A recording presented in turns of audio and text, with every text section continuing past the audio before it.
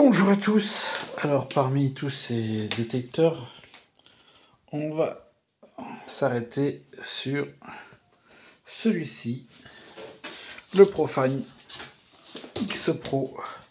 Voilà, on va voir un peu comment il est fait, ses plastiques, la sensation du toucher, les programmes qu'il y a, les fonctionnalités. Allez, c'est parti. Alors, donc, point de vue matière, équipement, on va commencer par le repose-bras. Le repose-bras, c'est exactement le même sous tous les points que celui du Little, du Nocta Little, c'est-à-dire autant en flexibilité, c'est le même plastique. Vous retrouvez l'emplacement pour le power bank, pareil, voilà. Donc c'est juste un repose-bras en rouge, là en noir. 3 points de fixation, les mêmes ajournements. Voilà. Donc là c'est vraiment kiff kiff. De plus, la poignée, la grippe, le grip de poignet, le dessin de la poignée, comme on peut voir, c'est exactement aussi le même que sur le lit. Il n'y a pas de différence du tout, c'est la même chose, copier, coller. La face avant va différer bien sûr de l'autre, voilà, va être parce qu'il n'y a pas la même fonction, mais seulement l'arrière, coque arrière, partie arrière, voilà, partie arrière, c'est exactement pile poil aussi celui du Elite, sauf que là vous n'avez pas la lumière, alors que sur l'Elite vous l'avez. Donc ça se comprend aussi parce que le prix de la machine n'est pas le même aussi au final, hein. Donc tout ce qui est en plus, lampe, tout ça, ça se paye, ça se paye. Donc voilà, ça déjà ça. Là, le milieu de canne, bon, c'est kiff kiff. Pareil pour les clamps. Les clamps, c'est exactement les mêmes. Voilà, regardez. Même force de serrage aussi. Voilà. Et les disques. Alors les disques diffèrent. Les disques diffèrent. Vous avez un petit disque. Et ici, vous avez un grand disque, le SX28.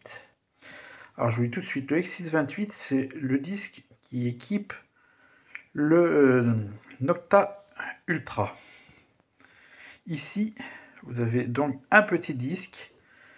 Et ce petit disque, si vous branchez sur donc le petit disque du Lite, si vous le branchez sur le Find X Pro, il va fonctionner. Voilà, ils sont tous les deux en 15 kHz. Donc, c'était logique que ça marche. Tout simplement, je vais vous le montrer. Je vais enlever le bas de canne du Lite. Et puis, je vais le brancher sur le Find X. Alors là, on a le Lite qui se retrouve sans disque. Là, vous avez le disque du Find X. Et ici, j'ai monté donc le petit disque du Lite sur le Find X. Je le branche, je l'allume et je passe.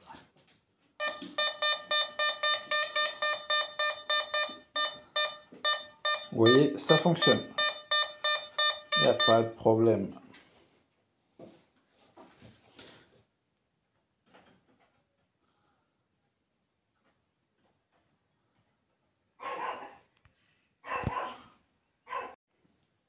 Alors je les ai remontés chacun avec leur disque.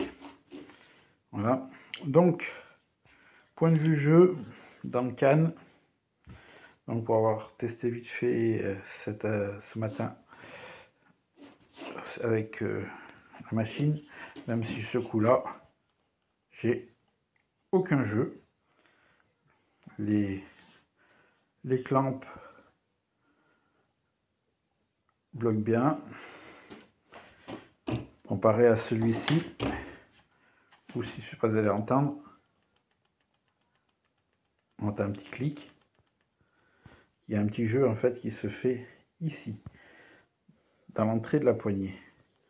Pourtant, c'est les mêmes, hein, mais là, il y a du jeu, parce que celui-là, j'en suis déjà servi. Celui-là, je m'en suis pas encore servi. Donc, pour l'instant, ben, il n'y a pas de jeu. Je pense que au bout peut-être d'une sortie ou deux, il y aura peut-être le même jeu que sur le lit. Alors, les boutons, personnellement, j'ai trouvé un peu durs. Ils sont un peu fermes, hein. Bon, ça n'empêche pas, de toute façon, ça ne sert pas non plus toutes les 5 minutes. Mais, bon, je l'ai rallumé sans le vouloir.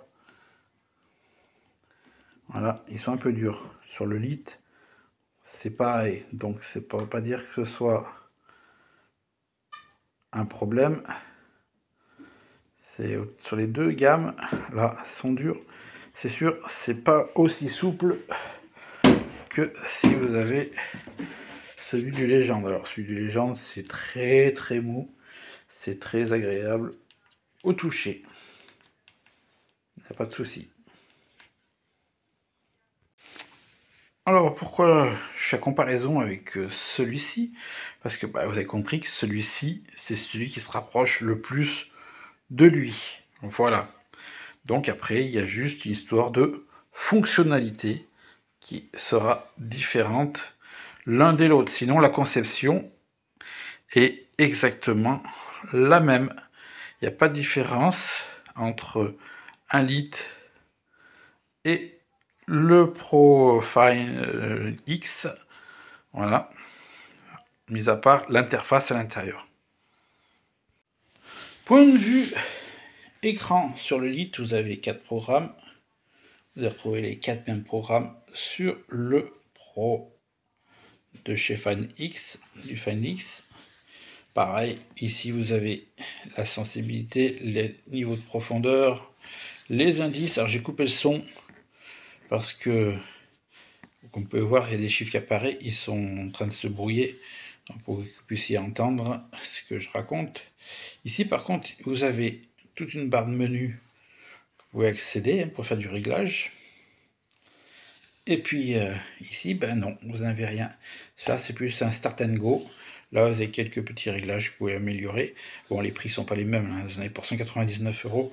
Et ici, si je me rappelle, il y en a pour à peu près 249 par là. Peut-être je me trompe, mais c'est dans cette zone-là. Alors, j'ai rentré l'autre, parce que c'est sur celui-ci qu'on s'intéresse. Donc ici, vous avez donc les programmes, l'échelle de conductivité, ici la profondeur, l'indice, la sensibilité. Donc ici vous avez le logo ici de sensibilité, ici vous avez le niveau de batterie, le rétroéclairage, là il est en automatique, je vous explique après, et ici vous avez le son. Alors on va commencer par le son, c'est pour que je vais le renlever. Vous êtes à 0, alors ce bouton là, volume, vous appuyez plusieurs fois, chaque impulsion vous donne un volume, donc 1, 2, 3, 4, 5, et recouper le son. Donc ça c'est ce bouton, il n'y a pas de plus, il n'y a pas de moins, tout se joue, chaque bouton a sa propre fonctionnalité. Ici sensibilité, sur les autres appareils vous mettez plus ou moins, ici non, c'est pareil, vous appuyez une fois, vous êtes à 0, vous appuyez une fois, 2, 3, 4, 5, vous êtes à fond. Ici vous avez le pinpointer, donc dès que vous avez une cible, eh ben, il va trouver. Donc là, comme j'ai coupé le son, vous voyez, quand il y a un point, vous êtes dessus, pile poil au centre, il y a toujours le jeton. Après, vous avez ici le rétroéclairage. En rétroéclairage, vous avez plusieurs modes. Donc vous avez le mode 0, pas de rétroéclairage. Volume 1 en rétroéclairage. 2, 3, 4, 5. Et après, vous avez la version automatique, celle que je vous conseillerais plutôt. Donc l'automatique, elle est en 6. C'est-à-dire que quand vous avez un son, vous voyez, là il n'y a pas de son, il va s'éteindre. Ça va vous économiser un peu la batterie. Et dès que vous avez un son, il va s'éclairer. Voilà, donc pareil, vous avez des niveaux d'intensité. Voilà, vous montez jusqu'à 10. Et après on revient sans éclairage. Donc il reste après un bouton. Hein. Il reste celui-ci, celui qui allume. Celui ici, qui va vous permettre de changer de mode. Donc de passer de parc à champ, à joaillerie et à plage. Alors vous allez me dire, il n'y a pas tout métaux. Alors c'est tout simple, tout métaux, il se fait autrement. Il se fait grâce à ce bouton. Ici, regardez le segment là-haut. Si j'appuie ici, vous avez vu, ici, ça a discriminé. Donc les petits ferreux sont enlevés. Vous rappuyez, vous augmentez encore la discrimination et après ça part en segment. À chaque impulsion, vous coupez un secteur. Voilà, et vous revenez à chaque fois. C'est le même principe pour tous les boutons. C'est chaque impulsion vous donnera en fin de compte accès à autre chose. Voilà, donc c'est une machine toute simple. Hein. Pour 199 €, vous vous mouillez pas. Vous avez une machine de marque qui va faire le taf. Comme je vous dis, c'est un start and go. Hein. Vous l'allumez en gros. Vous choisissez votre sensibilité, le programme que vous voulez utiliser, si vous voulez être en parc, en champ ou en bijoux, et vous détectez. Il n'y a pas plus à chercher sur cet appareil, c'est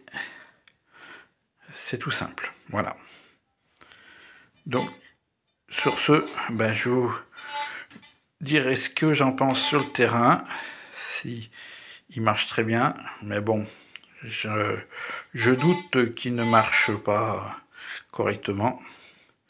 Sinon, je pense qu'il n'aurait pas été mis sur le marché.